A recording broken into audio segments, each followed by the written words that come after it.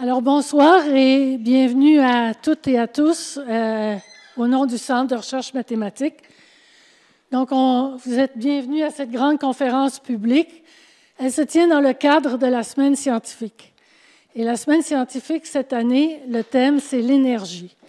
Alors, l'énergie, un choix naturel, eh bien, c'était d'inviter Normand Mousseau. Normand Mousseau est professeur au département de physique de l'Université de Montréal.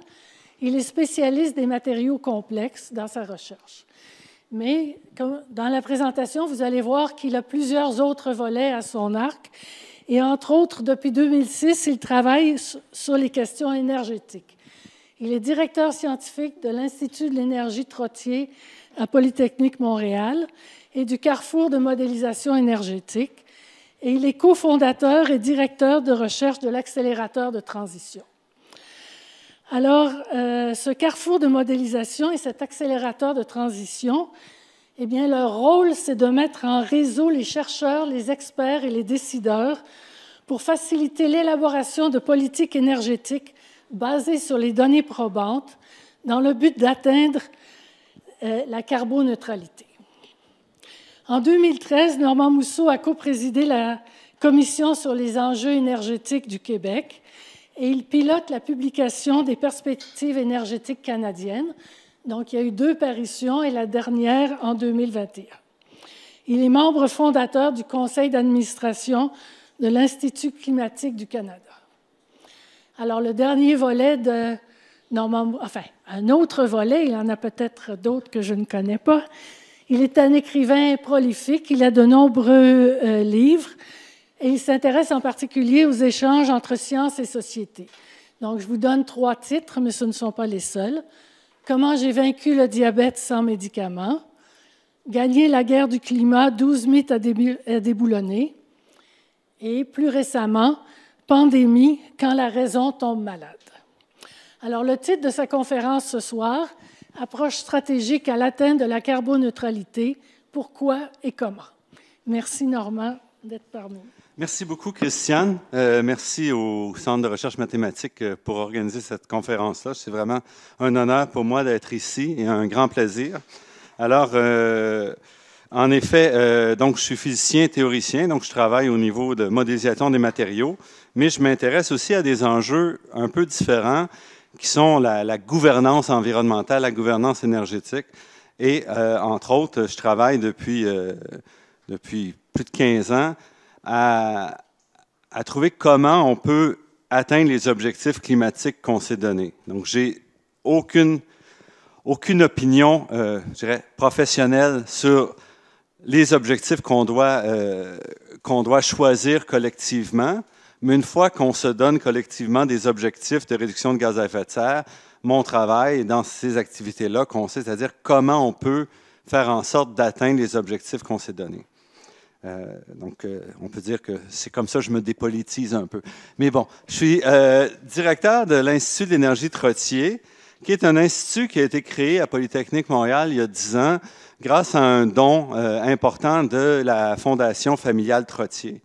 Et ça, c'est important parce que ça nous donne d'abord un horizon. On avait un financement important dans la durée et une indépendance. Donc, la famille Trottier, Lande Trottier, et du côté de l'électronique, c'est quelqu'un qui a créé la firme Matrox, qui était dans les cartes graphiques il y a longtemps. Là, pour les plus vieux, vous allez vous rappeler des cartes Matrox. Ensuite, ils font d'autres choses, mais dans l'électronique. Donc, il n'est pas attaché à l'énergie, ce qui fait qu'on a une approche à l'énergie qui est détachée des technologies ou des filières particulières. On regarde l'ensemble et on a notre indépendance avec un financement philanthropique qui nous permet de regarder où sont les problèmes puis de travailler dessus de manière assez indépendante. La mission de l'Institut Trottier, c'est de soutenir la formation d'ingénieurs qui sont conscients de la transition énergétique qui peuvent intégrer ça. Ça ne se fait pas directement via l'Institut, mais via des professeurs attachés à l'Institut. On offre aussi des bourses de recherche pour les étudiants qui vont travailler dans le secteur énergétique. On va aussi soutenir des projets de recherche, souvent assez fondamentaux, mais très diversifiés, liés à l'énergie. Et notre troisième activité, qui est l'activité qui nous démarque le plus, je dirais, c'est vraiment tout le travail avec les partenaires au niveau des gouvernements, au niveau des parties prenantes à travers le Canada, pour essayer de développer des stratégies et des approches qui permettent d'avancer sur les objectifs climatiques. Parmi ça, par exemple, quand je suis arrivé en 2016, on s'est installé dans une première effort de structurer, de monter des structures au niveau canadien pour être capable d'appuyer la réflexion quantitative, objective sur les approches à suivre. Donc, on a piloté la création de plusieurs structures canadiennes. La dernière, c'est le carrefour de modélisation énergétique. Donc, un des enjeux qui nous paraissait important, c'est que pour être capable de débattre des solutions, débattre des stratégies qui nous amènent à la décarbonation, et on parle d'une transformation massive du secteur énergétique, on a besoin de partager certains outils. Et une des choses, c'est qu'on n'avait pas accès facilement à des méthodes, des façons de maintenir des modèles énergétiques au niveau canadien. La structure du financement de la recherche au Canada fait qu'on finance essentiellement la nouveauté. Si j'ai un modèle énergétique qui décrit, et je vais expliquer un peu qu'est-ce que j'entends, mais par exemple qui décrit toute la production à la consommation d'énergie au niveau canadien, électricité, gaz, pétrole, l'utilisation, et on veut comprendre comment ça va évoluer dans le temps. Ces modèles-là, on va les développer à un moment donné, et ce n'est pas de redévelopper des nouveaux à toutes les thèses, mais c'est comment on maintient un modèle dans la durée avec des données et comment on donne accès aux chercheurs à ces modèles-là. Et c'est vraiment l'objectif du carrefour de modélisation qui est financé par Ressources naturelles Canada, de maintenir des modèles, maintenir des bases de données, de donner accès à ces modèles-là aux chercheurs, aux gens dans les gouvernements, aux gens dans les villes, les différentes associations, pour qu'on puisse étudier les problèmes avec des outils communs qui facilitent les échanges et qui facilitent le développement de solutions. Donc, le carrefour de modélisation, on l'a créé l'an dernier. On a un mandat de rassembler les chercheurs, rassembler les parties prenantes, les décideurs publics autour des enjeux de modélisation et de soutenir aussi les modèles. D'autres structures qui manquaient, on a travaillé assez tôt pour la création d'une structure un peu comme celle qu'on a en Angleterre, le UK Committee on Climate Change, qui est un organisme indépendant. Dans ce cas-ci, c'est l'Institut climatique du Canada, qui est un institut indépendant qui a comme mandat d'offrir des conseils de politique publique pour atteindre les objectifs climatiques. Donc, cette structure-là a été créée suite à un appel à contribution d'Environnement Canada. Donc, on a eu un premier financement de 5 ans. On vient de renouveler pour un autre 5 ans pour être capable de faire des appuis. Et si vous suivez les médias un peu, vous allez voir l'Institut est très présent, en fait, avec des rapports. On en publie un aujourd'hui sur, par exemple, les thermopompes, l'importance de la transformation du secteur du bâtiment par les thermopompes, qui est la solution la plus appropriée. Mais il y a plein d'autres rapports parce que l'Institut climatique fait aussi l'adaptation. Donc, il y a eu des gros rapports sur l'adaptation, sur les transformations plus générales. Et une autre structure que j'ai créée, c'est l'accélérateur de transition. Donc ça, c'est avec 2 chercheurs, et je vais revenir un peu là-dessus. C'est des approches complètement différentes. C'est 2 chercheurs universitaires. On a créé ça avec aussi des appuis philanthropiques. Et là, c'est de travailler directement avec des secteurs économiques. Par exemple, on travaille dans le secteur du bâtiment où on essaie d'identifier quelles sont des façons d'accélérer les transformations en réunissant autour de la table les partenaires les plus susceptibles d'avancer. Donc, évidemment, on ne met pas autour de la table les distributeurs de gaz naturel si on veut décarboner le secteur du bâtiment, par exemple. Donc, on va choisir les gens, on les assemble. On vient de créer, par exemple, Électrifions le Canada, qui est une structure qui rassemble les grands producteurs d'électricité, mais tous les gens autour, les Siemens et autres, qui sont dans le secteur de l'électricité au niveau canadien, pour essayer de travailler à accélérer les investissements, accélérer les transformations du secteur électrique pour répondre aux demandes nécessaires pour la transition.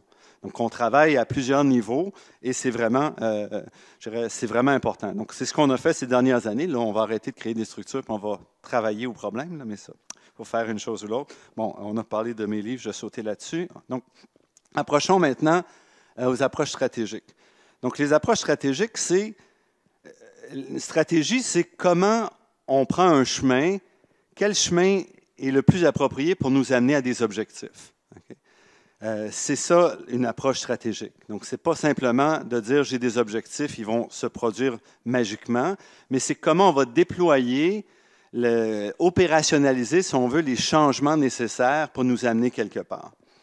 Et je vous rassure tout de suite, on est très mauvais dans les gouvernements au Canada pour faire des approches stratégiques. Donc, vous n'avez pas besoin de chercher trop des exemples. Il n'y en a pas tant que ça, malheureusement. Okay. Donc, avant de commencer, il faut comprendre l'ampleur du défi. Et justement, je vais parler de choses qu'on a faites. Donc, je vais m'appuyer sur les résultats de nos dernières perspectives énergétiques en 2021. On est en train de faire la 3e édition 2023. Là. Une première partie du rapport devrait sortir d'ici quelques semaines. Donc, qu'est-ce que c'est des perspectives énergétiques?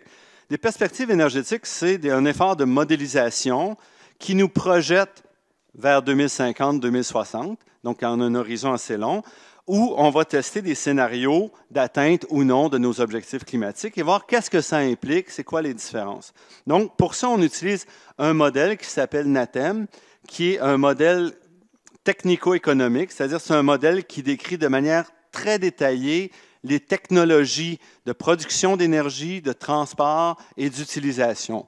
Donc, on va avoir ici, par exemple, des dizaines de technologies pour le transport, le type de véhicule, des véhicules électriques à essence diesel et autres. On va avoir toutes sortes de technologies pour les fournaises. On va avoir des technologies industrielles. On en a pour l'extraction aussi. Donc, on a plein de technologies. On a des coûts, des estimations, des projections. Puis ensuite, on dit, si on met des contraintes sur le système en termes de demande énergétique, donc combien on a besoin de se chauffer, combien on doit se transporter, etc., la population, on dit quelles sont les limites, par exemple, sur les émissions de gaz à effet de serre. C'est quoi la façon la moins chère d'arriver à ces objectifs-là? Donc, ce sont des méthodes d'optimisation. Donc, on va chercher le chemin le moins cher pour atteindre nos objectifs. Évidemment, il n'y a personne dans la société qui vit dans un monde optimal. Personne n'optimise ses décisions. Okay? Il y en a, en tout cas. Il n'y en a pas gros. Donc, on ne prétend pas que ce sont la réalité, mais ces trajectoires-là qu'on fait nous permettent de comprendre des frontières, nous permettent de comprendre des transformations qui peuvent être nécessaires pour ensuite revenir en arrière et dire, est-ce qu'on va aller là? Si oui, comment on s'y prend? Okay. Donc, les scénarios qu'on regarde, dans notre cas, on a regardé 5 scénarios, je n'irai pas en détail, là, mais le scénario de référence actuel, c'est le TC30, qui est le scénario avec un prix sur le carbone, avec les mesures qu'il y avait en 2021. Quand on a fait nos modélisations, le prix sur le carbone n'avait pas encore été adopté, là, donc on l'avait simulé comme une alternative, mais c'est celui qu'on prend maintenant, donc TC30. Ce qu'on voit ici, c'est que quand on met le prix sur le carbone, ici, ce sont les émissions de gaz à effet de serre, puis on va voir qu'on n'atteint pas zéro en 2050, qui est ici, le prix sur le carbone tout seul ne nous permet pas d'atteindre nos objectifs climatiques. Okay? Même nos objectifs de 2030. Les objectifs de 2030 sont rencontrés par la ligne orange, qui est carbone neutralité 2050, qui est les cibles actuelles du gouvernement. Donc, je vais cibler, en fait, les cibles actuelles du gouvernement. Si on regarde les émissions, juste pour vous dire quel est l'enjeu quand on parle de réduire les émissions. Donc, le gouvernement fédéral a dit qu'on veut réduire les émissions de 40 à 45 % par rapport à 2005 d'ici 2030. 2030, c'est dans 7 ans. Et on veut les amener à zéro en 2050. Donc, ce sont les chiffres en 2019. On voit qu'en gros, en 2005 et 2019, les émissions du Canada ont été stables à 730 millions de tonnes à peu près. Donc, l'objectif, c'est, en 10 ans à peu près, de réduire de 45 %. Et ça implique une transformation massive de ce qu'on fait, parce qu'on n'a pas réussi à baisser nos émissions pendant 15 ans, et on les avait augmentées avant de 21 %, et on espère les réduire. Donc, c'est un enjeu majeur, et ça implique de changer la société, pas juste d'avoir des trucs à la marge, si on veut réduire de 40 %. Okay? Donc, si vous voulez perdre 40 % de votre poids, ce n'est pas en remplaçant un dessert le soir par une carotte que vous allez atteindre ça en quelques années. Il faut faire un peu plus. Okay? Pourquoi l'énergie, c'est important dans ce contexte-là?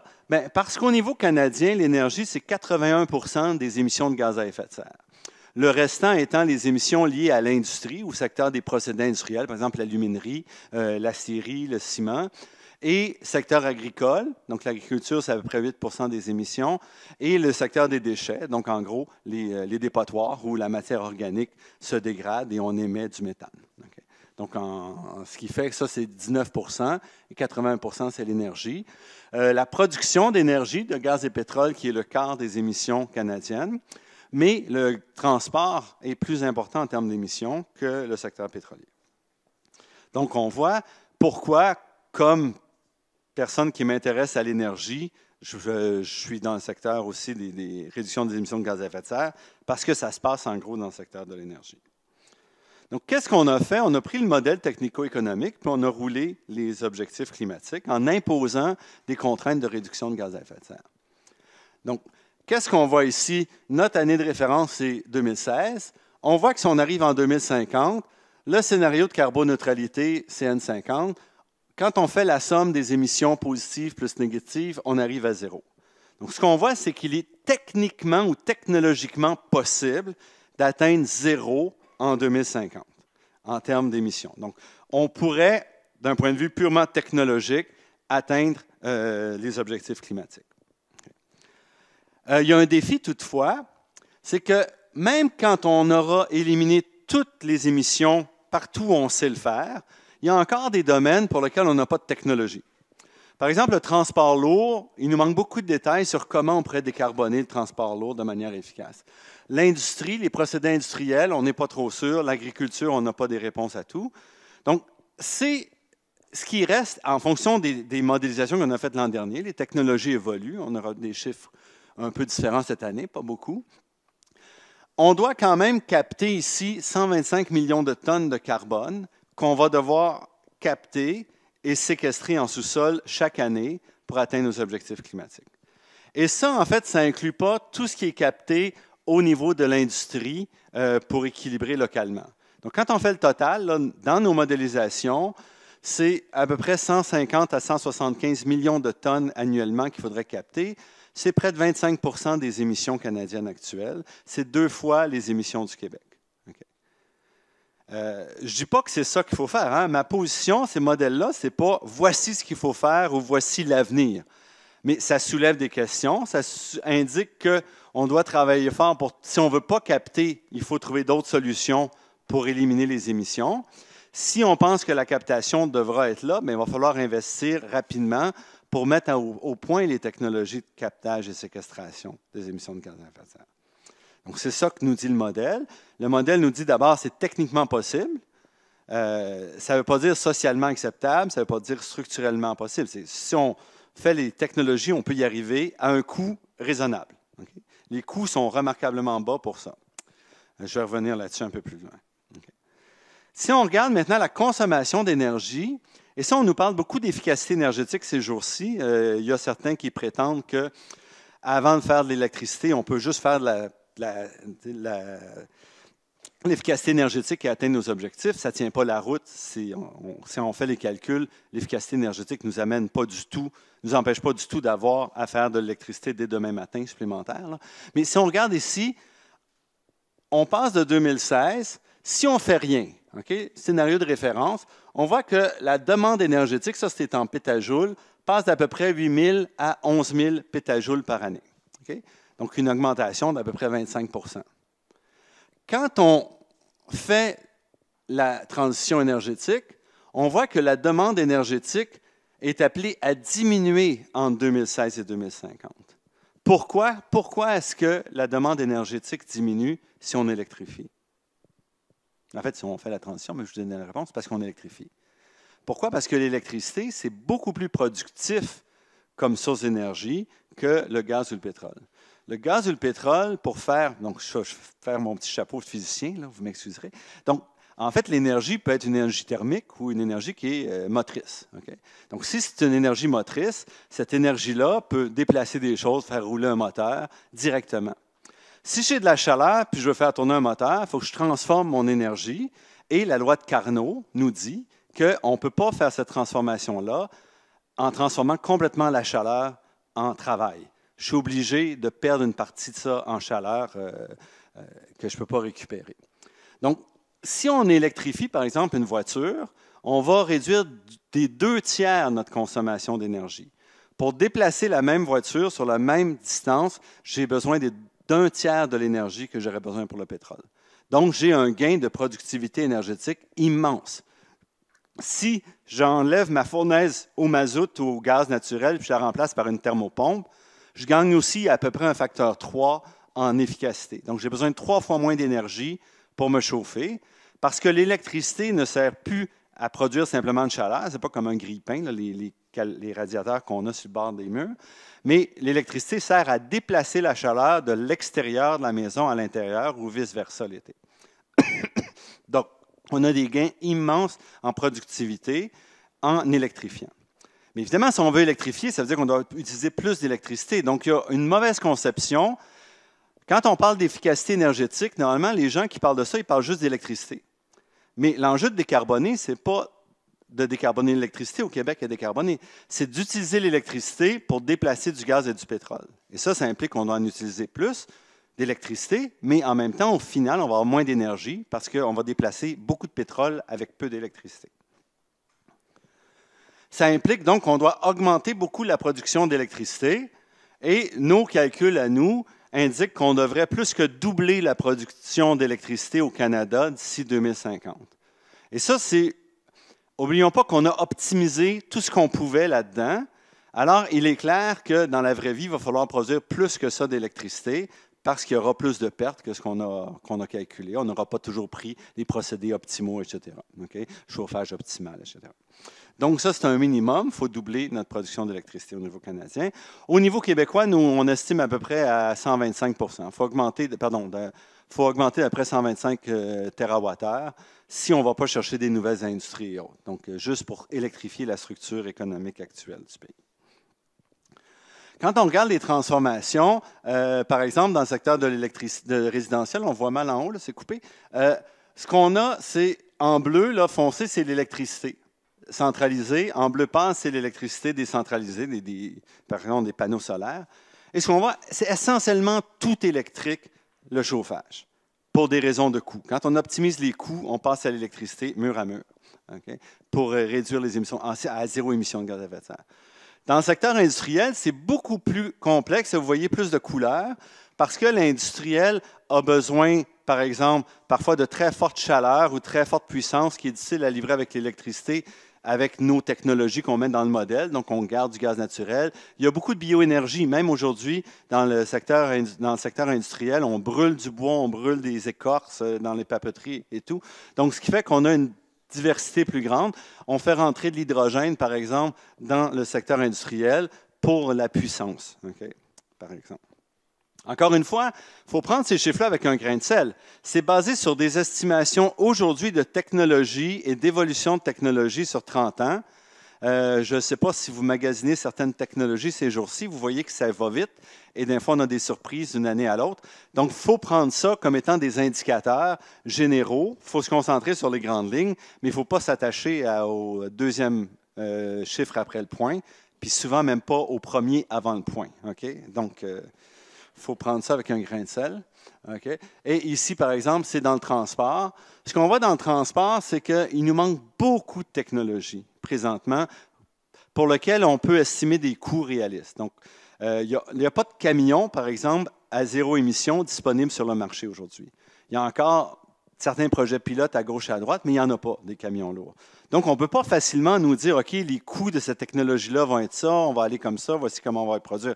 Donc, on n'est pas capable de mettre des solutions. Donc, ce qu'on voit, c'est que dans le transport, il reste encore, l'électricité va prendre à peu près le tiers de toute l'énergie dans le transport, mais il reste encore de la bioénergie, des biocarburants, il reste encore des carburants synthétiques. On ne sait pas trop comment ils vont être faits en haut pour l'aviation, mais on les a mis. Il reste encore du kérosène pour l'aviation. Donc, on doit garder encore un certain nombre de carburants parce qu'on n'a pas de solution. Encore une fois, ça ne veut pas dire que c'est ça en 2050.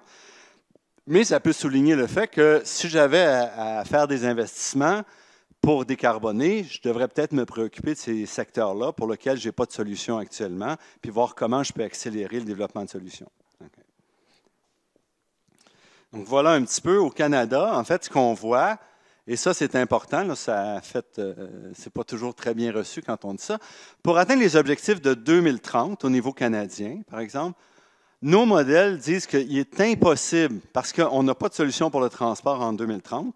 Une auto, ça dure 12 ans à peu près sur les routes, fait qu'on ne les changera pas toutes d'ici 2030. Il n'y en aura pas assez de toute façon, ça va électrifier. Donc, la seule façon d'atteindre nos objectifs de 2030, c'est de réduire les émissions du secteur gaz et pétrole de 60 % d'ici 2030. Et nous, on ne voit pas comment on peut faire du captage et séquestration dans ce secteur-là à l'échelle nécessaire. Fait que la seule façon d'atteindre dans nos modélisations, c'est de couper la production de gaz et pétrole de 60 % au niveau canadien. Ça ne se fera pas, je vous le dis tout de suite. Okay? Donc, juste au cas où il y aurait des doutes. Là. Mais évidemment, pour nous, c'est ça. Donc, chaque fois que le gouvernement dit qu'on va atteindre nos cibles de 2030 en augmentant la production de pétrole, nous, ce qu'on dit, c'est techniquement, structurellement impossible de faire ça. Okay? Ça ne peut pas se faire. Okay? Parce qu'il n'y a pas assez de place où on peut réduire ailleurs pour compenser les augmentations dans le secteur gaz et pétrole ou même le maintien. Même si le transport a plus d'émissions que le secteur de gaz et pétrole, on ne peut pas réduire de 70 % les émissions dans le secteur du transport d'ici 2030, à moins de mettre tout le monde à la maison, comme on a fait il y a 2 ans. Mais là, il faudrait le mettre de manière pérenne. Okay? Fait que les gens mourraient de faim rapidement. Donc, voilà un petit peu les conclusions qu'on peut tirer d'un travail comme ça. Okay? Donc, on est en train de faire une nouvelle version du rapport et une bonne partie de ce que je viens de vous montrer va rester la même chose. Donc, évidemment, pour être un peu plus intéressant, pour que les gens lisent notre rapport, on aura du travail qu'on va discuter plus sur comment on opérationnalise, comment on fait les transformations dans certains secteurs. Donc, ça va recouper un peu de ce que je vais vous dire. Première observation, toutefois, ce qui est important de comprendre, c'est que de passer d'un objectif de 80 % de réduction à 100 % la carboneutralité en 2050, ça change de manière fondamentale les solutions acceptables. Donc, entre les modélisations qu'on a faites en 2018 avec des objectifs de 80 % et en 2021 avec 100 % la carboneutralité, on a sorti le gaz naturel complètement. On a éliminé toute technologie qui n'était pas complètement carboneutre parce que ça s'empilait et ça montait les coûts. Donc, ça change fondamentalement ce qu'on peut faire parce que 0, c'est un nombre collectif, si on veut. Okay? Pour atteindre 0, il faut s'assurer que tous les secteurs nous amènent à 0. On ne peut pas en laisser trop à gauche ou à droite pour arriver quand on fait la somme à 0. Okay? Et ça impose donc des contraintes beaucoup plus fortes sur les types de solutions acceptables. Ce qui fait que, par exemple, la réglementation sur les carburants propres, là, qui a été adoptée par le gouvernement fédéral là, cette année, est incompatible avec les objectifs du gouvernement fédéral. Elle était compatible, cette réglementation-là, avec les objectifs de 2018, quand on a commencé à penser à la réglementation, mais on ne peut pas mettre du biocarburant, puis garder de l'essence, puis penser qu'on va atteindre 0. Okay? C'est 60 % de biocarburant, puis même 100 % de biocarburant, ce n'est pas 0 émission, parce qu'il y a des émissions un peu partout dans la production de ces biocarburants-là. Donc, des solutions qui étaient raisonnables en 2018 deviennent inacceptables 3 ans plus tard. Et ça, s'il y a quelque chose de dur pour un gouvernement, c'est quelque chose comme ça. Parce que quand tu travailles 5 ans pour développer une réglementation, tu n'es pas prête un matin pour te dire, au moment où elle vient d'être votée, là, de dire, ben, en fait, on devrait la mettre à la poubelle puis changer ça. Okay? Même si scientifiquement, c'est ce qu'il faudrait faire. Okay? Mais le monde politique n'est pas toujours compatible avec les approches scientifiques pour toutes sortes de raisons, bonnes et mauvaises. Là. Donc, en termes de capture et séquestration, on en voit aussi beaucoup. On entend encore au niveau canadien capture, utilisation et séquestration du CO2. Pourquoi? Parce qu'aujourd'hui, dans le monde, à peu près 95 % des installations qui captent le CO2, normalement près d'une centrale au gaz naturel ou près d'une centrale qui fait de l'hydrogène pour faire des fertilisants, là, par exemple, on prend le CO2 qu'on collecte et on le réinjecte en sous-sol pour extraire plus de pétrole. Donc, le CO2 va dissoudre le pétrole, le rendre plus liquide et être capable d'en sortir plus. Okay? C'est difficile d'être compatible en disant « je vais extraire plus de pétrole » avec des objectifs de carboneutralité. Donc, nous, dans nos modèles, il n'y a pas d'utilisation qui ressort en 2050. Okay? Mais l'industrie gaz et pétrole continue de pousser pour dire, nous, ce qu'on voudrait, c'est prendre le CO2, puis tant qu'à l'avoir, sortons plus de pétrole. Okay? Bon, donc, nos analyses montrent que ça ne peut pas marcher. Si on fait ça, on n'arrive pas à nos objectifs. J'avais tout fini ici. Oui. Donc, dans le contexte, si on ne veut pas séquestrer, il est essentiel d'abord de réduire à zéro. Donc, la priorité, c'est de prendre des solutions qui sont sans émission avant de commencer à parler de captage, parce qu'on l'a vu, on parle, nous, de 150 à 175 millions de tonnes à capter par année. On n'a personne. Au Canada, le plus qu'on capte, c'est à peu près 1 million de tonnes ces jours-ci, qu'on réinjecte tout de suite en sous-sol pour extraire plus de pétrole. 175 millions de tonnes à extraire, c'est beaucoup. C'est beaucoup d'énergie, beaucoup de structures géologiques où les mettre. Alors, on ne peut pas dire, bien, j'en émettrai 250 millions en place de 175 millions. Parce qu'on ne sait déjà pas comment on va faire le 175 millions. Donc, il est important d'abord de dire qu'on doit cibler zéro et non réduire. Donc, par exemple, quand Hydro-Québec nous dit « Je suis tout fier de signer une entente avec Énergir pour que 25-30 de l'énergie pour se chauffer dans le bâtiment reste du gaz naturel », bien, c'est bien valable, mais ça, ce n'est pas compatible avec les objectifs de carboneutralité. Okay. Si l'efficacité énergétique joue un rôle, okay, je ne dis pas que ça n'a pas de rôle, l'efficacité énergétique. D'abord, l'efficacité énergétique livre rarement autant qu'elle promet. Donc, puis c'est cher. Par exemple, faire de la rénovation domiciliaire, c'est extrêmement cher et on n'arrive pas à le faire à l'échelle. La priorité, quand on veut atteindre la carboneutralité, ce n'est pas d'être efficace, c'est d'être carboneutre. Okay. Si j'améliore de 20 ma fournaise au gaz, je reste avec une fournaise au gaz qui va émettre des gaz à effet de serre. Donc, la solution, c'est que je dois remplacer ma fournaise au gaz. Puis là, si je le fais de manière intelligente, je mets une thermopompe, puis là, j'ai des gains de productivité importants. Mais la priorité, c'est de sortir le gaz. Okay. Donc, l'accent ici, ça ne doit pas être de dire « Ah, c'est méchant de mettre une nouvelle éolienne ou de construire un barrage ». La solution, c'est comment tu arrives à zéro, parce que c'est l'objectif central des transformations. Puis, on a peu de temps pour y arriver, donc il faut aller là directement. Si on avait commencé nos travaux, comme par exemple la Suède en 90, pour dire on va atteindre la carboneutralité, on aurait eu le temps de faire de l'aménagement du territoire. On aurait eu le temps de dire, bon, sur 40 ans, on va rénover le parc domiciliaire. On aurait eu le temps de faire des choses différemment. Mais on n'a rien fait, en fait, depuis 90. Alors, on se trouve dans une situation où on n'a plus le temps de prendre des chemins de travers pour atteindre nos objectifs. Il faut travailler directement vers nos objectifs. Et rien ne sert de chercher la perfection pour 2050. Si on est chanceux, le monde ne s'arrêtera pas en 2050, il va continuer par la suite. Okay? Donc, on peut imaginer que les gens de demain seront peut-être aussi intelligents, peut-être pas, là, mais peut-être pas loin d'être aussi intelligents qu'on est aujourd'hui. Alors, ils pourront continuer à améliorer les choses. Donc, cherchons pas la perfection, cherchons la façon d'atteindre nos objectifs, même si ce n'est pas optimal, malgré nos modélisations.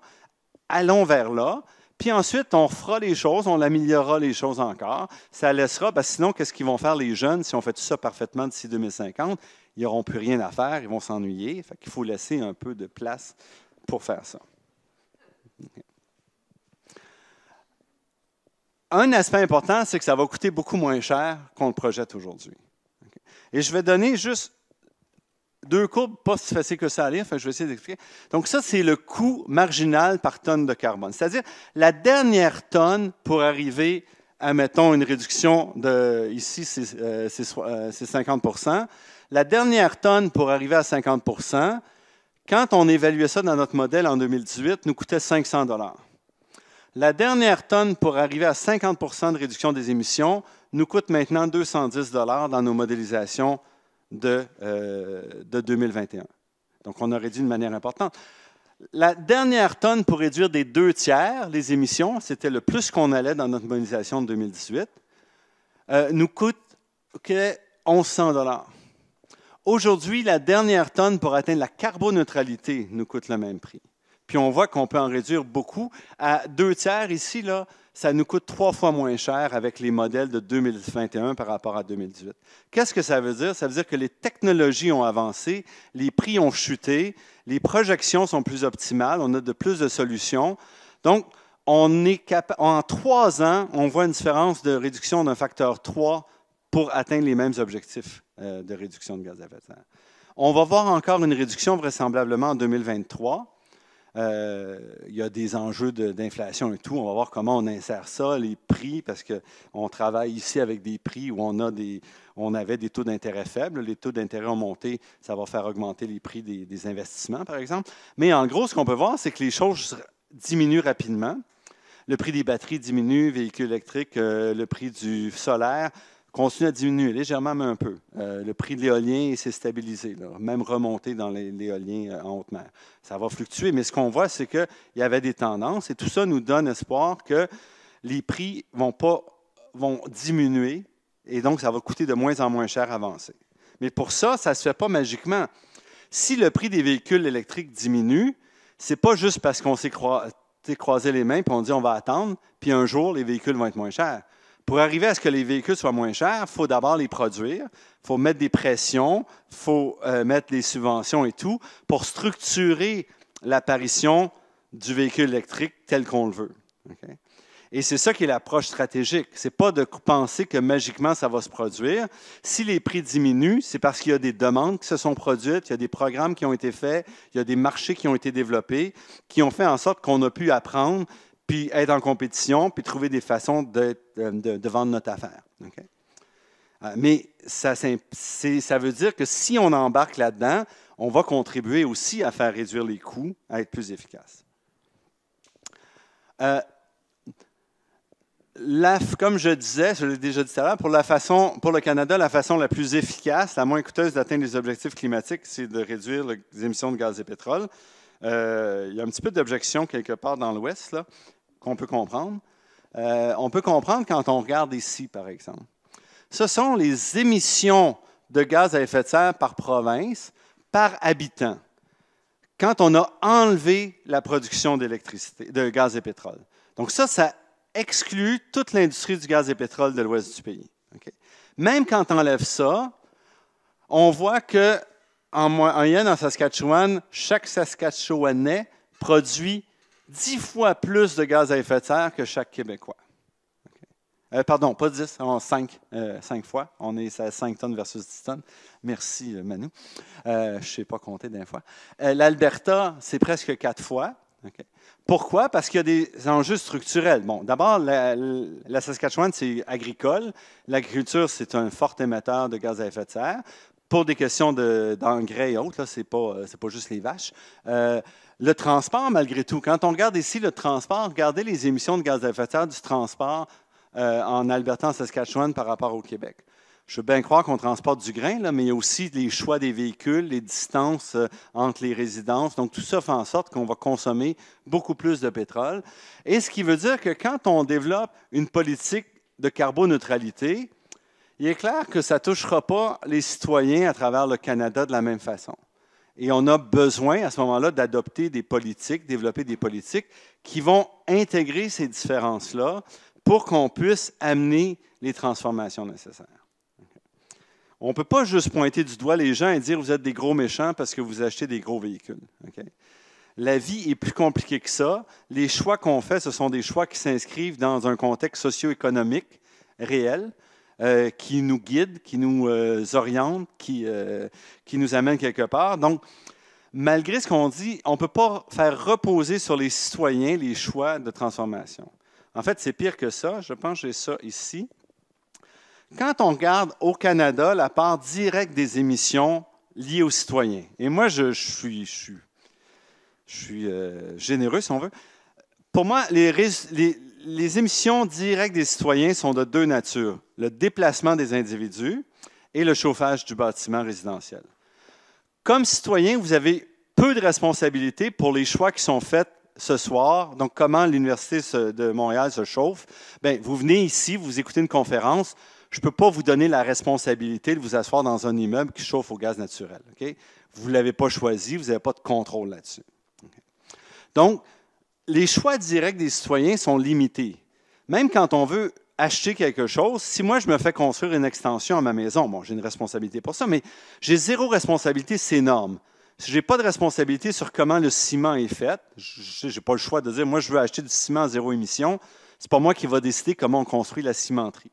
Donc, les choix autour de nous sont largement le fait de réglementation gouvernementale, de choix structurants. Si je veux m'acheter une maison, bien, ce n'est pas moi qui décide de l'aménagement du territoire.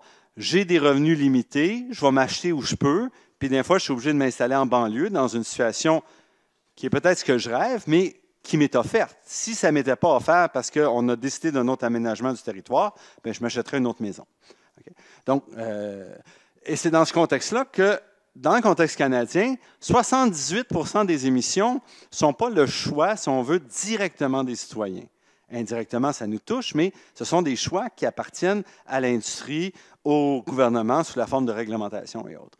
Au niveau québécois, c'est plutôt 28 % des émissions qui sont dues à nos choix, parce que l'industrie est largement décarbonée au Québec en termes d'utilisation d'énergie, mais il y a quand même 68 72 % à peu près qui ne sont pas le fait des citoyens. Donc là aussi, il faut arrêter de taper des citoyens en disant c'est votre faute, là, parce que c'est plus compliqué que ça. Maintenant, tous les enjeux, une fois qu'on a dit ça, tous les enjeux, c'est comment on réalise la transition. Donc, j'ai à peu près jusqu'à 8h30, c'est ça? Okay. Donc, comment on réalise la transition? Donc, comment on intègre des éléments de réalité dans ces transformations-là? La modélisation que je vous ai présentée, c'est voici où on doit être, optimalement. Mais je ne vous dis pas comment on y arrive, qu'est-ce qu'il faut mettre en place, dans quelle étape, sur quelle vitesse. Ce n'est pas dans ces modèles-là.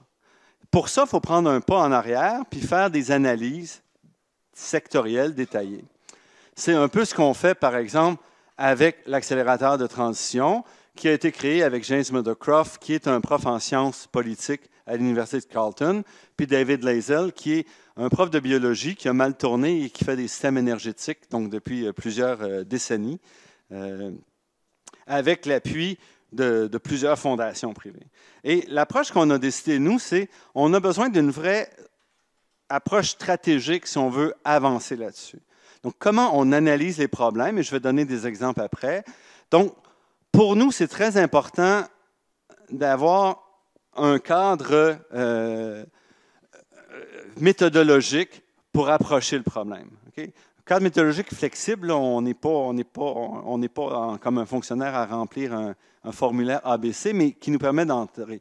Donc, les premières choses à faire quand on regarde comment décarboner, c'est de comprendre les systèmes, d'évaluer les forces et faiblesses, historiquement, comment on en a là, qui sont les joueurs, qui sont ceux qui sont susceptibles de bouger, ceux qui bloquent les systèmes et autres. Okay? Avec ça, en travaillant avec des parties prenantes, des chercheurs, on peut commencer à développer des visions de quel genre de futur, quel genre d'avenir on veut pour ce secteur-là, où est-ce qu'on veut se projeter, définir des possibles, et ensuite de voir qu'est-ce que ça implique, ces possibles-là, revenir en arrière, retourner là, pour ensuite construire, catalyser les transformations. Je vais donner un exemple qu'on a fait dans le bâtiment. On s'intéressait, on voulait comprendre pourquoi le secteur du grand bâtiment au Québec, bâtiment commercial et institutionnel, ne se décarbone pas rapidement. Donc, on est parti, ça c'est un travail qu'on a fait à l'Institut Trottier avec l'accélérateur, on est parti en se disant il y a un problème de formation. Les gens ne connaissent pas les technologies. On a fait une étude, on a regardé ça, on a rassemblé des experts autour de la table. Ce n'était pas vraiment ça le problème. On est retourné. Est-ce que c'est un problème de financement, d'accès et tout? Pour, après 1 an et demi, conclure que le vrai problème, la vraie barrière principale, ces problèmes-là sont réels, mais ce n'est pas la barrière principale. La barrière principale, c'est Hydro-Québec. C'est Hydro-Québec qui refuse de décarboner. Quand un propriétaire d'un grand bâtiment à Montréal veut dire « Moi, je veux sortir mon gaz naturel », Hydro-Québec dit « Je n'ai pas assez d'électricité sur l'île, tu ne peux pas. Okay? » Donc, au niveau québécois, c'est Hydro-Québec qui est le frein principal, le premier frein à la décarbonation du secteur bâtiment. On n'est pas vite, hein? Ça nous a pris 18 mois à comprendre ça, okay? Parce qu'on est parti en analysant et tout, puis une fois qu'on revient et on comprend que c'est Hydro-Québec, ça veut dire qu'on doit changer notre stratégie.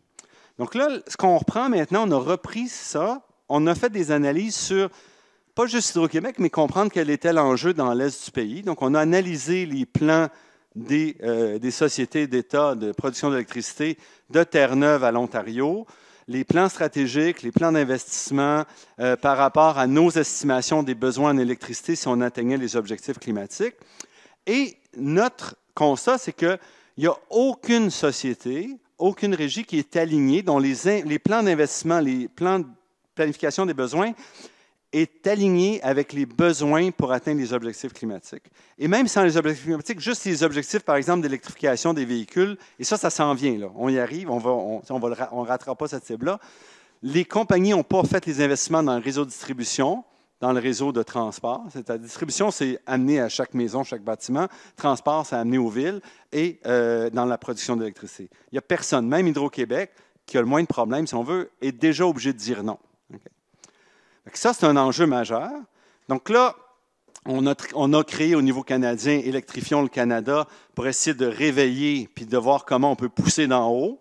Au niveau du Québec, on fait une analyse sur comment, en fait, notre analyse au Québec, c'est qu'on voit qu'Hydro-Québec a très peur de la pointe hivernale.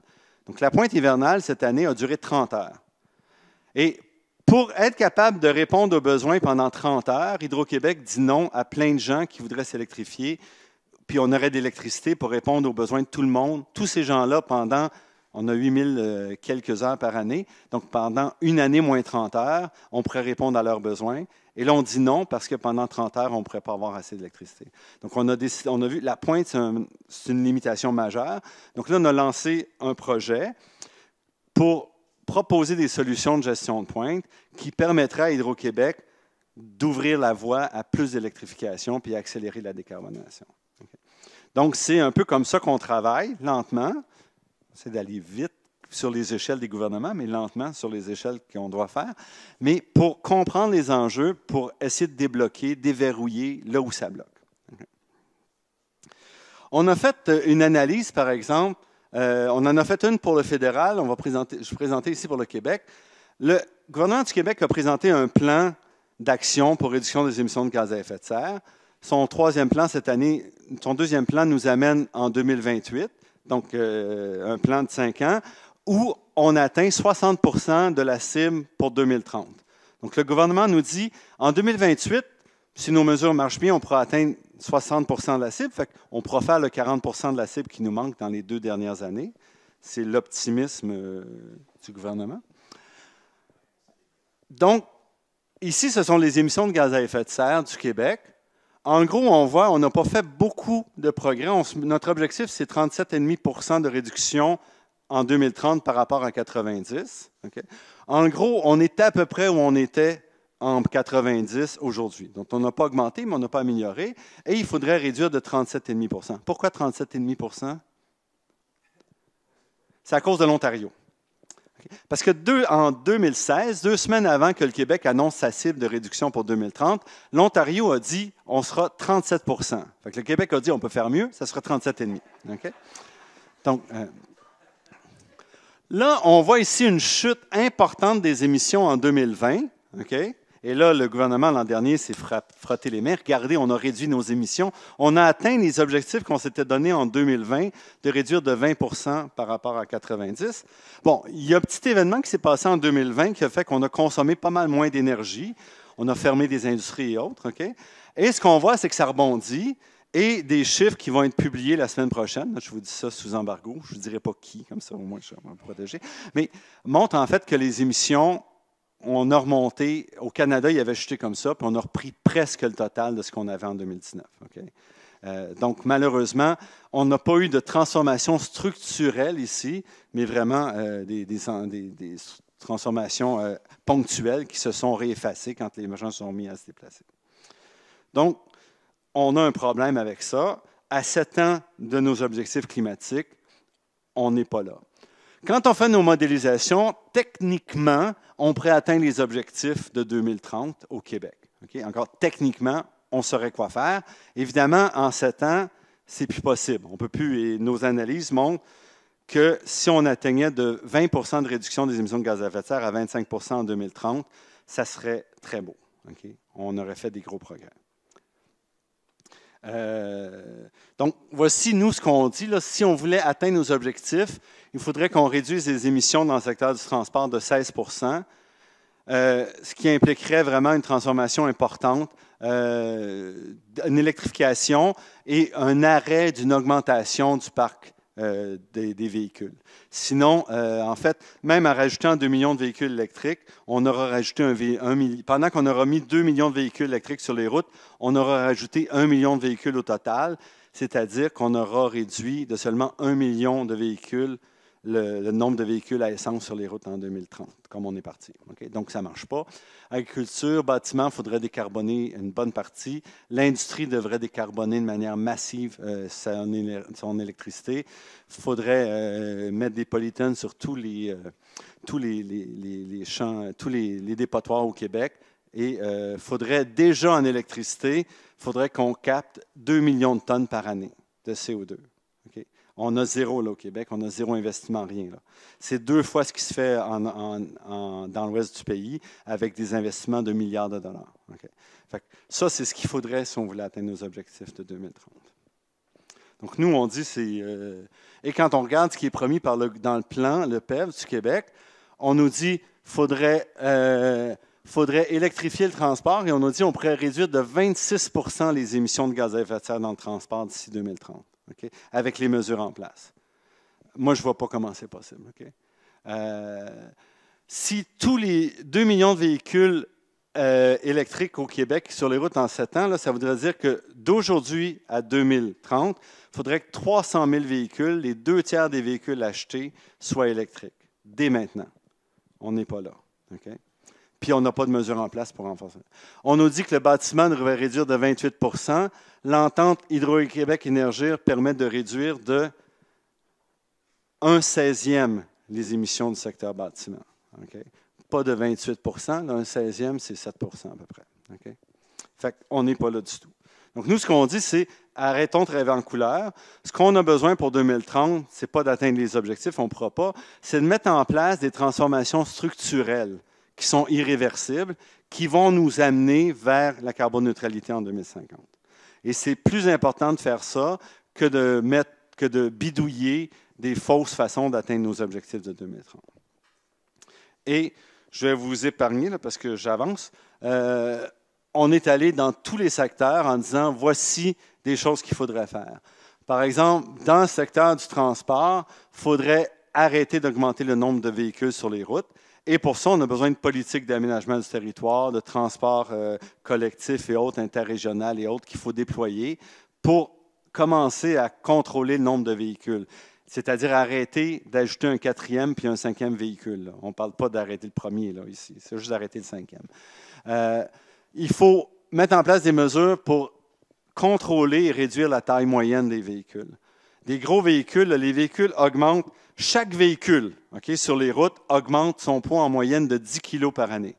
Donc, votre automobile, en moyenne, augmente de 10 kg par année. Pourquoi? Parce que chaque véhicule qu'on retire, on le remplace par un véhicule qui a 100 kg de plus. Okay? Et ça veut dire que si on n'arrête pas, si on arrêtait le poids aujourd'hui, versus si on le laissait continuer, quand on électrifiera tout, c'est 2 gigawatts de plus qu'il faudrait en moyenne donc, à n'importe quel moment pour répondre à la demande des véhicules. C'est beaucoup, le 2 gigawatts. Hein?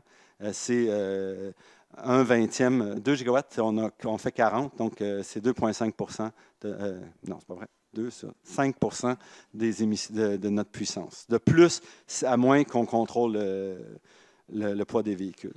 Parce qu'un gros véhicule électrique, ça consomme plus qu'un petit véhicule électrique. Ensuite, ce qu'on dit, c'est qu'il faudrait donc déployer de la mobilité durable et il faudrait aussi avoir des stratégies pour le transport lourd d'ici 2025, commencer à déployer des stratégies pour décarboner le transport lourd. Ça ne nous amènera rien comme transformation en 2030, mais ça va nous préparer dans les investissements, dans les technologies, dans la réglementation et tout à mettre en place. Okay? On a des choses similaires, là, je vous laisse relire le tout dans nos rapports. Donc, pour le bâtiment, on en a pour Ça, c'est le bâtiment encore. Pour l'industrie, l'agriculture, biomasse, changement de comportement. Donc, on a regardé tous les secteurs. Et comme je disais, le mieux qu'on fait, là, c'est 20 à 25 %. Puis 25 % on était optimiste parce qu'on ne voulait pas que tout le monde pleure là, en lisant notre rapport. Mais c'est qu'on ne bouge pas. Je veux dire, on ne peut pas faire des transformations massives en 5 ans ou 7 ans. D'abord, vous avez vu peut-être les chaînes d'approvisionnement ces jours-ci, là, il y a des problèmes. Donc, même si on voulait demain matin dire on va électrifier, on va, mettons, le bâtiment, bien, il faut d'abord construire les réseaux de distribution, les mettre à niveau. Il faut construire des lignes de transport pour amener l'électricité. Construire une ligne de transport, ça prend 7 ans. Il faut passer au BAF, il faut passer à plein. Ça ne se fait pas vite, là. Même si on accélérait un peu la cadence, puis on donnait tout ça à la caisse de dépôt pour qu'ils nous passent ça à travers la gorge, on aurait encore pour quelques années. Okay?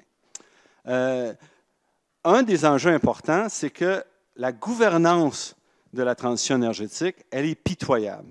Elle est pire encore au Québec qu'à Ottawa. Au Québec, quand le gouvernement Legault est arrivé en place, on avait Transition énergétique Québec, qui était une société d'État qui avait comme mandat de livrer la transition énergétique, qui venait d'être créée. C'était encore un petit peu faible, mais ça venait d'être créé. On avait aussi une structure, le Conseil de gestion du Fonds vert, qui était une structure qui avait pour mandat d'évaluer les programmes financés par le Fonds vert.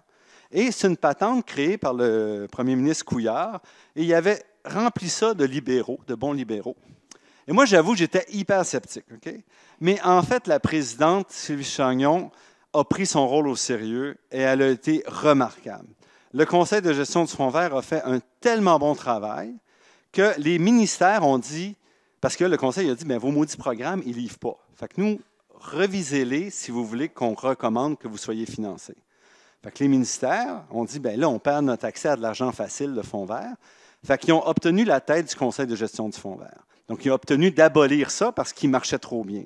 Il faisait trop bien son travail de gouvernance et ça fatiguait tout le monde qui aimait bien gaspiller l'argent. Et le gouvernement Legault, à qui ça fait son bonheur, a mis la clé dans la porte, a détruit Transition énergétique Québec, il a ramené la responsabilité au ministère des Ressources naturelles. Et évidemment, ça a chuté en termes de capacité de produire ou de livrer des trucs qui marchaient. Mais puis pour rendre les choses encore pires, avec le nouveau gouvernement, on a décidé de scinder la responsabilité de la transition énergétique dans 2 ministères. Fait que là, on a maintenant M. Fitzgibbon au ministère de l'Économie et de l'Énergie et M. Charette au ministère de l'Environnement, qui ont tous les 2 co-responsabilités de la transition énergétique. Et ça, de diviser la responsabilité, ça n'améliore pas d'un facteur 2 la qualité des décisions. Au contraire, si on veut s'assurer que ça ne marche pas, on divise puis on dilue les responsabilités. Donc, il n'y a aucune chance qu'on fasse des progrès significatifs dans ce domaine-là. Au niveau fédéral, il y a une volonté d'agir qui est réelle, mais on a un appareil qui a énormément de difficultés à livrer. Okay? Énormément de difficultés à livrer la marchandise. Okay? Je pourrais vous en compter si vous voulez, mais bon. Donc, on a besoin de rassembler la gouvernance, d'avoir les compétences et les ressources nécessaires pour évaluer, concevoir les plans. On a besoin d'avoir une évaluation indépendante, okay, qui fait mal, mais c'est la seule façon d'avancer. Et ça, on a beaucoup de difficultés avec ça. Puis, on doit rapprocher la responsabilité du pouvoir central, parce que dans un gouvernement, au Québec, au Canada, on a depuis longtemps ramené tout le pouvoir au niveau du bureau du premier ministre. Puis, si on dilue ça un peu loin, ça ne se fait pas. Okay? Donc, il faut que ça soit proche du bureau du premier ministre. On le voit même ces jours-ci. Le bureau du premier ministre et M. Fitzgibbon se contredisent continuellement sur la place publique. Okay? Ce n'est pas vraiment une façon de penser qu'on va réussir à avancer structurellement comme ça. Je ne parlerai pas de ce qui se dit. Donc, conclusion, il faut envoyer un message clair qu'on prend les objectifs au sérieux. Présentement, là, ce sont les citoyens, les industries qui poussent pour décarboner, qui poussent pour avancer ces objectifs climatiques, et c'est le gouvernement, Hydro-Québec, qui met les pieds sur les freins. Okay? Donc, on est à l'envers de ce qu'on devrait avoir. On devrait vivre une situation où ce sont les gouvernements, par des réglementations, qui tirent pour accélérer et qui facilitent l'engagement des citoyens. Présentement, c'est le contraire qu'on observe. Et pour moi, c'est dramatique parce qu'on va contribuer à désengager les gens qui veulent faire quelque chose, qui vont dire, ben là, moi, mon industrie, là, je suis bien beau pour me battre pour électrifier, mais d'abord, il faut qu'elle survive. Fait que si j'ai à mettre trop d'énergie là-dessus, ben, je vais abandonner, renouveler ma fournaise au gaz, puis continuer. Okay? C'est ça qu'on va voir. Et donc, l'accent doit être mis sur le changement de la tendance et les approches structurelles. Okay? Ça, je l'avais déjà dit. Donc, je pense qu'il y a beaucoup de questions pertinentes qu'on pourrait discuter. Okay? Mais je n'ai pas eu le temps d'y parler. On les a mentionné. On pourra en discuter si vous voulez. Et je vais m'arrêter ici. Alors, merci beaucoup pour votre attention. Puis, je fais un plaisir de répondre.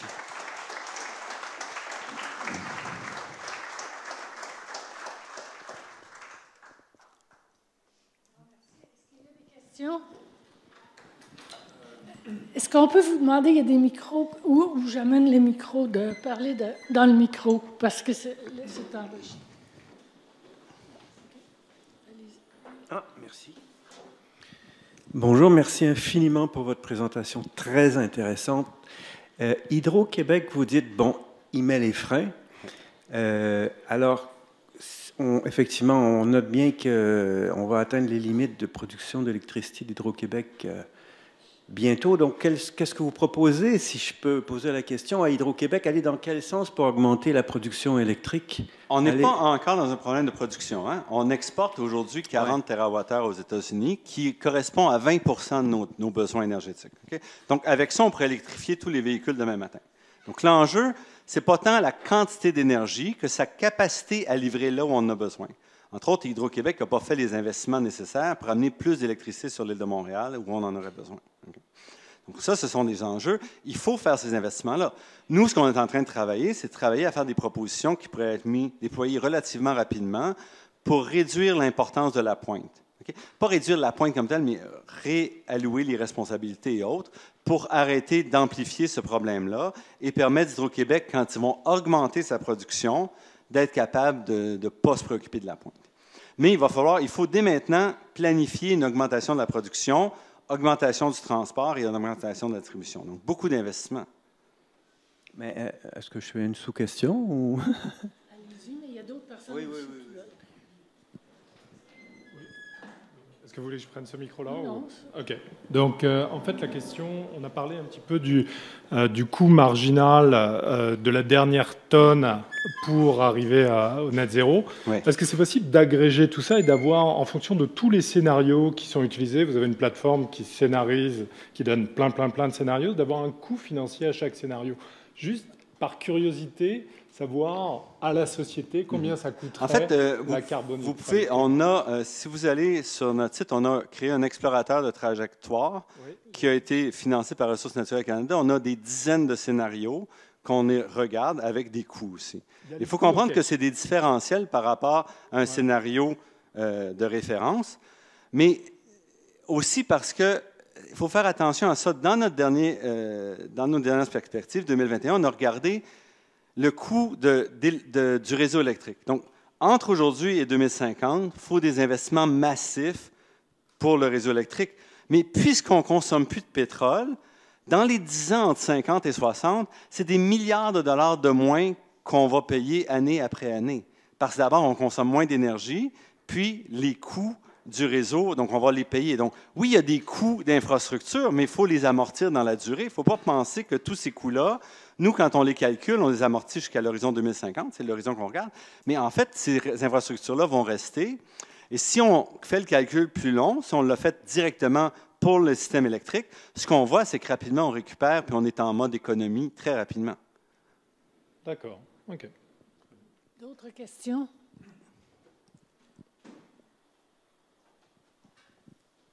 Oui, bonjour. Merci pour cette présentation. C'était très intéressant.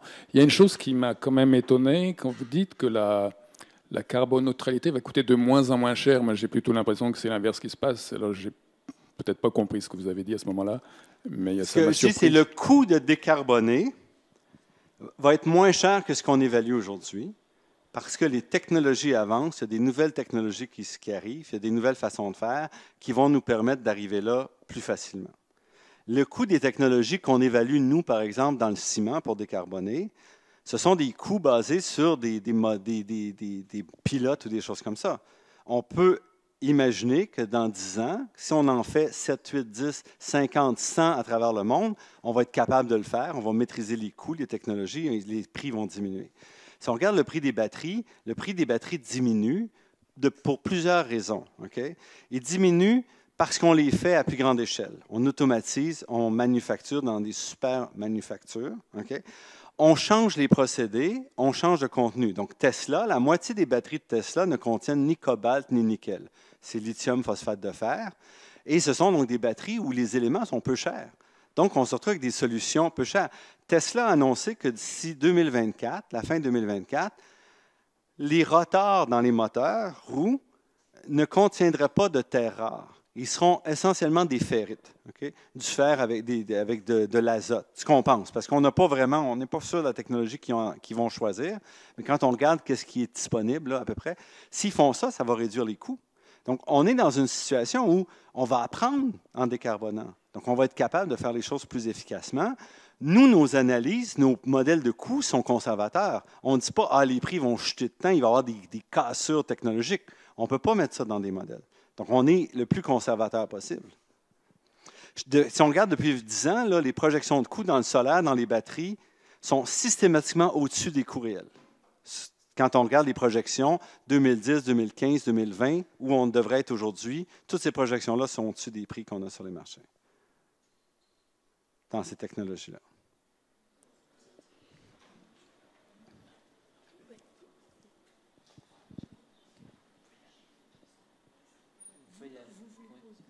Oui, merci pour votre présentation. C'est vraiment très intéressant.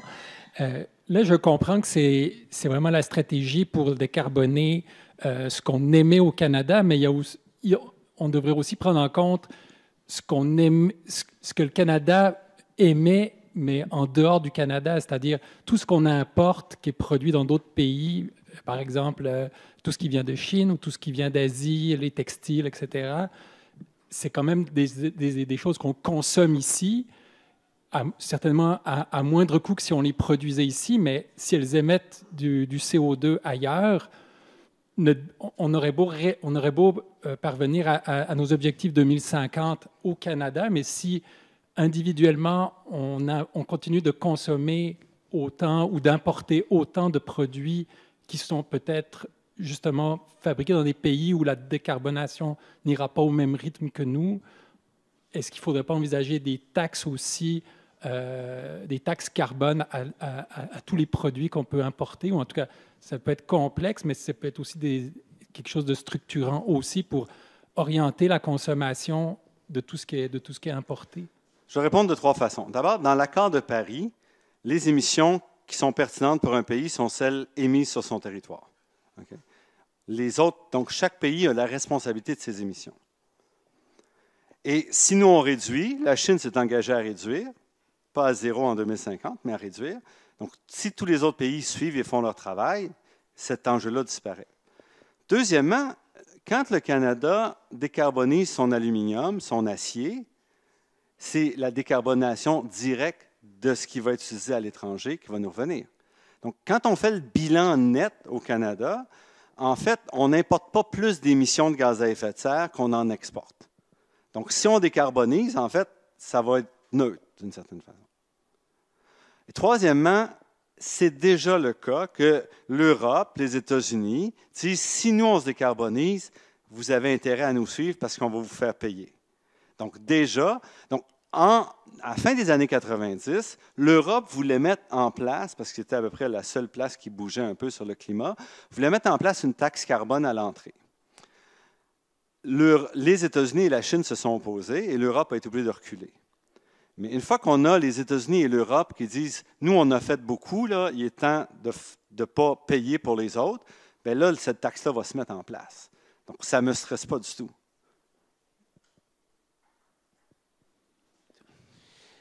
Merci beaucoup pour votre présentation. Moi, j'ai une question par rapport au modèle que vous utilisez pour faire les scénarios. Si je comprends bien ce que vous nous avez présenté ce soir, ça considère le fait qu'on continue un peu à vivre comme on vit aujourd'hui. Il n'y a pas de grands changements structuraux. Quelqu'un qui a une voiture fait juste remplacer sa voiture par une voiture électrique. Donc, c'est vraiment juste des scénarios basés sur on continue, il y a une croissance économique, il n'y a pas de grands changements. Donc, il y a une porte ouverte à d'autres choses, finalement. C'est ça que je comprends. En fait, on a regardé s'il y avait des changements de comportement importants et ça reste marginal. Entre autres, on parle de 15-20 On ne parle pas d'une réduction de 30 C'est très difficile d'atteindre des transformations à l'échelle par des changements de comportement. Réaménager le territoire, là, on peut dire, bon, on va raser toutes les villes puis les refaire de manière plus dense où il y a juste transport en commun. Mais j'ai de la misère à imaginer que ça va se faire d'ici 2050. À la vitesse qu'on construit une voie réservée sur P9, on n'a pas reconstruit Montréal. Hein? OK? Donc, on est pris un peu dans ces situations-là. On peut rêver, mais de faire un modèle à demande, juste projection par rapport à aujourd'hui, c'est ce qui s'approche le plus de ce qui me semble raisonnable, mais on devrait jouer quand même. Mais si on joue sur l'aménagement du territoire, ça ne sera pas tant pour 2050 que pour 2070, 80. Ça ne veut pas dire qu'on ne doit pas le faire, mais il ne faut pas penser que c'est ça qui va nous dédouaner des autres actions à faire pour la décarbonation. Puis c'est très difficile parce que, comme je mentionne peu ça, on m'accuse souvent de rien faire pour les changements de comportement. Je ne dis pas qu'il ne faut pas changer, mais ce n'est pas les mêmes échelles de temps, ce n'est pas les mêmes raisons. Il y a des raisons pour changer en termes d'aménagement du territoire qui ne sont pas énergétiques ou gaz à effet de serre. C'est protection de l'environnement, biodiversité, il y a toutes sortes d'autres raisons. Puis ces raisons-là coexistent et c'est comme ça qu'on doit penser ces transformations. Merci pour... Juste pour dire, les femmes ont le droit de poser des questions aussi, là. Merci pour votre présentation. J'ai peut-être 2 questions. Est-ce que la bourse du carbone est efficace? Puis, qu'est-ce que j'en comprends? C'est que si une entreprise paie pour polluer, puis elle veut diminuer ses coûts, en faisant la transition énergétique, en allant vers l'électricité, elle n'aura peut-être pas possibilité de le faire avec qu'est-ce que vous avez mentionné, que là, si, comme par exemple pour l'île de Montréal, si Hydro-Québec ne peut pas lui fournir l'électricité? Donc, la réponse, la bourse de carbone ne marche pas. Okay. Livre pas pour toutes sortes de raisons. Le prix sur le carbone, en fait, c'est une patente d'économistes, okay, qui est déconnectés de la façon dont une société fonctionne réellement.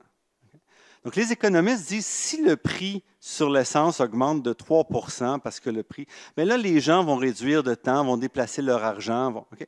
Mais expliquez-moi pourquoi ils se vendent plus de F-150 aujourd'hui qu'il y a 10 ans, si c'était vrai. Okay? Si les gens se préoccupaient du prix de l'essence quand ils achètent leur véhicule ou ils décident où ils vont habiter, bien, on n'aurait pas la situation qu'on a aujourd'hui où depuis 20 ans, le nombre de SUV augmente. Okay? Donc, ces modèles-là économiques sont déconnectés d'une réalité. C'est-à-dire que le crédit carbone sont achetés pas par les citoyens, mais par les distributeurs d'essence en votre nom, les distributeurs de gaz naturel en votre nom. Eux, ils n'ont pas vraiment intérêt à ce que vous réduisiez votre consommation. Donc, ils vont les acheter, les crédits carbone. Ils ne travailleront pas pour réduire les émissions. Alors, toute la philosophie autour, là, quand le prix du pétrole passe de 60 $ à 100 $ le baril, il redescend à 50, il remonte à 80, le 15 cents de taxe carbone, vous ne la voyez pas. Okay? Donc, et ensuite, on peut dire, oui, mais les grands émetteurs vont être susceptibles, eux autres, au coût. C'est vrai. Mais comme ce sont des grands émetteurs, puis ce sont normalement des exportateurs, bien on leur dit, pour ne pas nuire à votre compétition, on va vous les donner, les crédits carbone. Vous ne les payerez pas. Okay? Fait que ceux qui seraient sensibles au prix ne payent pas, puis ceux qui ne sont pas sensibles au prix payent. Okay? Donc, les modèles économiques sur papier, si tu faisais ça en la durée sur 150 ans, peut-être. Mais quand on parle d'échéanciers courts comme ça, ça ne peut pas livrer. C'est essentiel, je dirais, pour montrer qu'on est sérieux. Okay? Mais ce n'est pas ça qui va nous amener à nos objectifs. Et dans nos modèles, on ne le voit pas. Là. Un prix à 170 $ la tonne en 2030, il n'y a presque pas d'impact. Okay? Ça n'augmente pas trop, mais ça ne diminue pas de manière significative. Les gens ne décident pas de leur chauffage seulement sur le prix du combustible. C'est plus compliqué que ça. Et donc, ces modèles économiques-là sont déconnectés de la réalité et ils ne sont pas inutiles, mais il faut les prendre avec un grain de sel. Donc, le marché du carbone ne marche pas. Puis, l'exemple que vous me donnez, ce n'est pas le bon. Parce que moi, si je suis un propriétaire de bâtiment, j'achète mon gaz naturel, ce n'est pas moi qui achète mon crédit carbone. J'ai 0 remboursement. Ça me coûte moins cher en énergie si j'électrifie ou non, mais c'est ça. Si je suis c'est seulement les gens qui émettent 10 000 tonnes et plus par année qui sont au marché carbone, qui n'ont pas sa possibilité, et seulement ceux 25 000 et plus qui doivent être dans le marché du carbone. Puis une bonne partie de ces gens-là ont des crédits donnés pour compétition. C'est ça la réalité, sauf les distributeurs d'essence. Ça ne marche pas. Puis dans le reste du pays, ça ne marche pas plus. Parce que même si le prix augmente, ces structures-là, ce qui fait que tu achètes une voiture électrique, ce n'est pas tant le prix carbone, c'est l'ensemble des fluctuations ou parce que tu veux faire quelque chose. Il y a toutes sortes de raisons pour lesquelles tu vas l'acheter et ce n'est pas la taxe carbone qui va faire une grande différence. Il y avait une question dans... Non? OK. Et puis, il y en avait une. Bon, je vais prendre encore 2, 3 questions et puis ensuite, bien, vous avez vu qu'il y a moyen d'avoir une discussion informelle à côté avec un verre de vin. Je ne garantis pas mes réponses avec un verre de vin. Hein? Merci et bravo pour votre présentation, super intéressant. Vous semblez en fait, assez pessimiste par rapport aux objectifs de réduction des GES au Québec d'ici à 2030, selon ce qui est mis en place présentement. On a vu un chercheur, Pierre-Olivier Pinault, qui a claqué la porte récemment du comité là, qui agit à titre de recommandation au niveau du gouvernement. Ça serait quoi les recommandations de Normand Mousseau pour atteindre les objectifs de réduction des GES en 2030? On a fait un rapport, là, je t'ai montré. C'est impossible d'atteindre 37,5 structurellement. Okay? Ce n'est pas possible. Parce qu'on n'a rien fait. Okay? Le comité, c'est un comité il n'a fait aucune recommandation sérieuse, je dirais. C'est des trucs intéressants, mais qui ne sont pas alignés avec nos objectifs de 2030, avec la vitesse de transformation, quoi que ce soit. C'est comme si on habitait sur une autre planète. Et c'est des gens sympathiques. Là. Je connais tous ces chercheurs-là. C'est du monde qui sont bien, qui sont compétents et tout. Ce n'est pas ça. Mais c'est la structure du comité, la direction du comité, puis qui fait que ça ne marche pas. Mes recommandations, pour moi, il faut d'abord avoir des approches structurantes. Parce que si on veut décarboner, il faut dire, moi, je veux décarboner le secteur manufacturier agroalimentaire. Qu'est-ce que je fais? J'ai besoin de quoi pour commencer, pour avancer? Dans le secteur du transport lourd, qu'est-ce que je fais? J'ai besoin de stratégie, j'ai besoin de coûts, j'ai besoin de décisions. Transport lourd, ça ne peut pas se faire au Québec seulement. Il faut s'asseoir avec New York, il faut s'asseoir à l'Ontario, au moins, peut-être la Californie, puis dire c'est quoi les technologies qu'on va prendre? Est-ce qu'on veut en tester? Est-ce qu'on veut se déployer 3, 4 solutions pour les tester? Est-ce qu'on va tout aller vers l'hydrogène parce que la Californie a dit c'est hydrogène, puis quand ils décident, on y va? Il faut se poser ces questions-là puis avancer en disant voici comment on avance. Présentement, on n'a rien de tout ça. On a des vœux pieux. Okay? Des vœux pieux, ça ne nous mène pas loin. On a des programmes, on dépense. Ce n'est pas comme si on ne mettait pas là. C'est des milliards de dollars qu'on dépense du fonds vert chaque année qui ne servent à rien. Okay? On le sait, ça ne sert à rien. Ça ne livre pas. Ce n'est pas moi qui l'ai inventé, c'est le vérificateur général qui revient année après année là-dessus. Okay? Puis on a juste à regarder les émissions, ça ne diminue pas avec les milliards qu'on a mis, parce qu'on n'est pas bon. On est bon pour les dépenser, mais pas pour obtenir des résultats. Je ne suis pas pessimiste, OK? Je suis réaliste. Ce n'est pas une question de dire, là, c'est juste pas possible. Donc, c'est un constat de réalisme ici. Mais je pense qu'on peut avancer, je pense qu'on peut faire quelque chose. Pourquoi ailleurs dans le monde, il y a des pays qui avancent? Ce n'est pas parce que c'est des dictatures, ce n'est pas parce que les gens ne sont pas élus aux 4 ans. Donc, ce n'est pas une bonne excuse. Okay? On a un problème de machine. On a affaibli la machine au niveau canadien et québécois de manière hallucinante. Okay? Si je veux reprendre un peu ce que dit Alain Deneau, le Canada se voit comme une colonie. Okay? Le Québec, pendant une couple d'années, mais dans les années 60-70, le Canada pensait qu'il était un vrai pays, qui pouvait prendre sa place à la table des nations. Et donc, il agit comme tel, avec un leadership, avec une volonté de bouger. Ça s'est disparu. Le Québec a déjà voulu, à un moment donné, dire être maître maître chez nous. Je ne sais pas si ça vous dit quelque chose, mais en tout cas, il me semble que c'était ça. Mais là, c'est abandonné depuis longtemps. On est une province parmi les autres, puis on avance, touf. Okay? Fait qu'on n'est pas obligé de prendre nos responsabilités. On n'est pas obligé d'assumer nos objectifs parce qu'on n'a pas de responsabilité réelle. Ça va se passer magiquement parce qu'on n'est pas un État, on n'a pas une volonté d'être autre chose qu'une colonie. Puis pour moi, et là, je déborde beaucoup de mes compétences réelles là, qui ne sont pas là, mais quand je regarde comment la machine est incapable de livrer, et je compare à l'Angleterre, qui est qui a copié pas mal notre modèle parlementaire, okay, et qui est malgré tout capable de livrer sur les enjeux climatiques. On a entendu ce matin le premier ministre qui a reculé en disant on ne livrera pas ça. Mais jusqu'à date, l'Angleterre, depuis 2005, sont en avance sur leurs objectifs climatiques année après année. Pourquoi nous, on ne peut pas faire ça? T'sais, on est-tu plus cons? Je ne pense pas que nos politiciens soient moyennement plus cons que ce qu'il y en a en Angleterre. Okay? Donc, c'est quoi?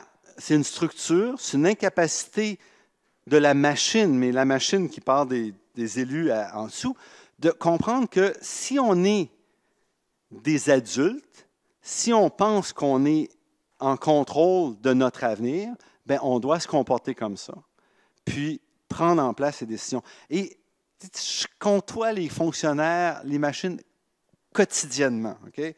Et ce n'est pas une indication, une critique des individus. Okay? C'est une critique de la structure qui est incapable de prendre des risques, incapable de contourner, incapable de sortir des boîtes pour dire mon objectif, c'est ça.